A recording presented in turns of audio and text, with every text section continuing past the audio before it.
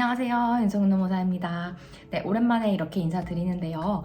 저는 그동안 일도 너무너무 바빴고 또 생활에 많은 변화가 생겼는데 올해부터는 다시 열심히 또 좋은 컨텐츠로 인사드리고자 제 새해 다짐을 세웠기 때문에 올해부터는 또 다시 열심히 좋은 정보를 드려보려고 합니다. 그래서 올해 26년 첫 번째로 같이 이야기 나누고 싶은 내용은 바로 3월 10일에 시행되는 노란봉투법인데요. 뉴스에서 많이 들어보셨을 것 같아요. 올해 3월 10일부터 시행 예정이고요. 사실 노란봉투법은 실제로 노란봉투법이라는 이름이 아니라 노동조합 및 노동관계조정법 제2조, 제3조 개정안을 담고 있는 내용입니다.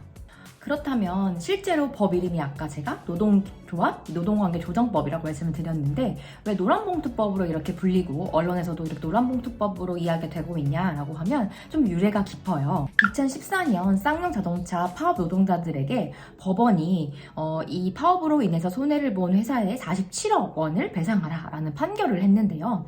당시에 이 47억 원이라는 액수는 근로자들이 지불을 하기엔 너무너무 큰 금액이었죠. 그래서 그 당시에 어떤 여론이 이를 돕기 위한 어떤 캠페인, 연대 운동이 시작이 되었고 한 시민이 노란 봉투에 47,000원을 담아 언론사에 보내면서 우리 10만 명이 47,000원씩 모으자, 보내자, 도와주자라는 의미로 이런 캠페인이 시작되었고 이런 내용들을 담은 내용이 바로 이번에 노동조합 및 노동관계조정법 제2조와 3조 개정안이기 때문에 법명이 노란봉투법처럼 이렇게 불리우게 됐습니다. 사실 이 법은 작년 8월 24일 본회의를 통과해서 올해 3월 10일부터 시행을 앞두고 있지만 사실 굉장한 어떤 격변의 타임라인을 갖고 있어요. 처음에는 2015년 더불어민주당이 노란봉투법을 발의했으나 논의 없이 폐기되었고 이후에 22년, 23년, 24년 계속 논의가 있어 왔고요. 특히 22년에는 대우조선해양 하청 노동자 파업 후에 또 회사가 약 470억 원의 손해배상 청구를 하면서 다시 노란봉투법이 수면 위로 떠오르게 됩니다.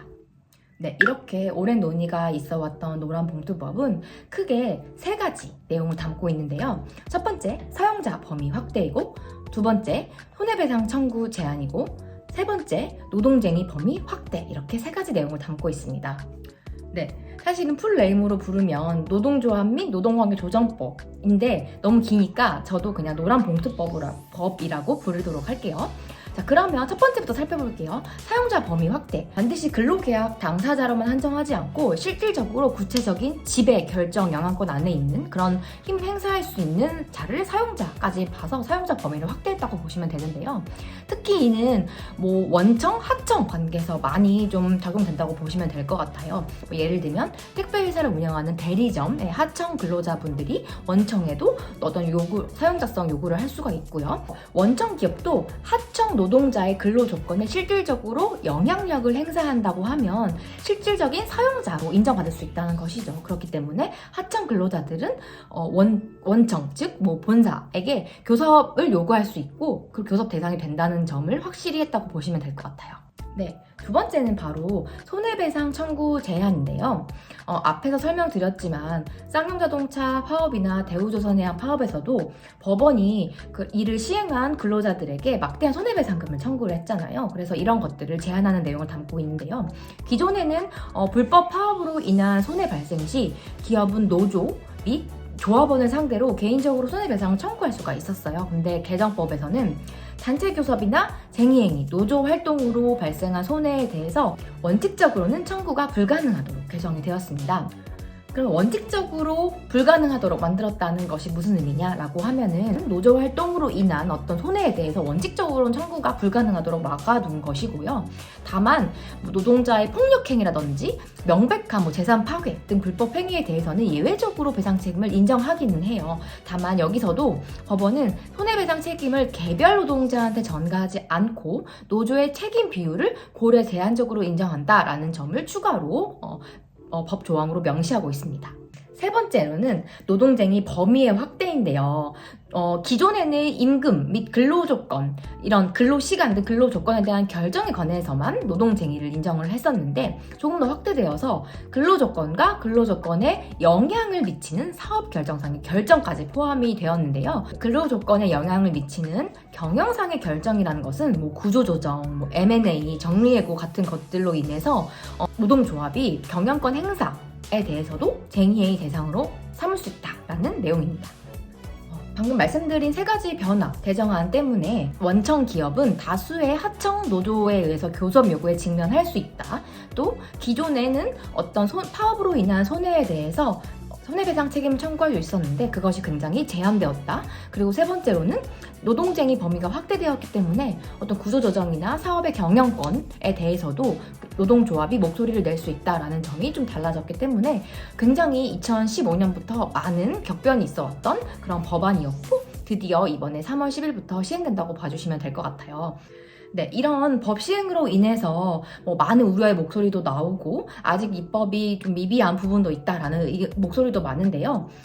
특히 이제 원청과 하청 근로자들 간의 관계가 굉장히 중요해지고 노동쟁의 범위도 확대되었기 때문에 하청 근로자를 가지고 있는 원청 회사에서는 좀 대비를 해두셔야 될 것 같고요. 또 이거와 더불어서 또 많이 질문 주시는 내용이 있거든요. 그러면 사용자성 확대라는 키워드를 들으시고 우리 프리랜서 조금 많은데 근로자로 인정될 여지가 있을까요? 이런 질문을 많이 주셨거든요. 실질적으로 이 노란봉투법은 아까 말씀드렸듯이 노동조합 및 노동관계 조정법에 대한 내용을 좀 담고 있기 때문에 교섭 대상, 어떤 쟁의 행위에 관련돼서 조금 그 범위를 확대하고 근로자의 부담을 줄여주는 법안의 내용이긴 합니다. 다만 아까 질문을 많이 주셨죠. 프리랜서 관련해서는 이 법과 직접적인 관련은 없지만 우리가 어떤 용역 계약, 프리랜서 계약, 그 형식은 프리랜서 계약을 취한다고 하더라도 우리 법원은 이 사람을 근로자로 인정하기 위해서는 실질을 중요하게 보기 때문인데요. 이 사람과 프리랜서 계약을 체결했다고 하더라도 실제 우리 회사의 근로자처럼 어떤 상당한 지위 감독이 있었는지 그런 여부가 중요하기 때문에 이 노란봉투법 시행만으로 우리 회사가 프리랜서를 근로자로 인정해야 된다라는 위험이 높아진다고 말씀드릴 수는 없지만 프리랜서 문제는 여전히 좀 잘 관리해 주셔야 되는 리스크라고 봐주시면 될 것 같아요. 네, 오늘은 간단히 3월에 시행될 노란봉투법에 대해 설명을 드렸고 또 올해도 근로기준법 개정 내용이나 많은 법 개정 내용이 예정되어 있는데요. 그런 것에 대해서도 다음에 또 이야기 나누도록 할게요. 감사합니다.